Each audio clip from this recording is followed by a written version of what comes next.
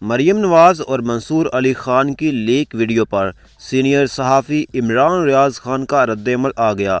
شریف خاندان کس طرح انٹرویو دیتا ہے، معاملہ کلیئر ہو گیا۔ مریم نواز سخت سوال پر پھنس گئیں، کٹ کریں کہہ کر کسی اور سے مدد لی۔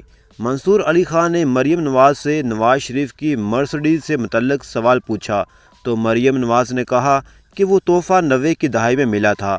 مریم نواز نے کہا، ہمیں یوسف رضا گیلانی نے کہا کہ آپ کو تحفہ ملا ہے وہ لے لیں، ہم نے پیسے دے کر لے لیا۔ مریم نواز دعویٰ کرتی ہیں کہ وہ گاڑی لینا غیر قانونی نہیں، لیکن منصور علی خان نے حقائق بتا دیے۔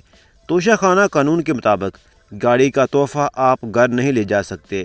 مریم نواز غیر قانونی طور پر لی گئی گاڑی کا جواب نہ دے پائیں اور اینکر کو حکم صادر فرمایا کہ انٹرویو کا یہ حصہ کاٹ دو۔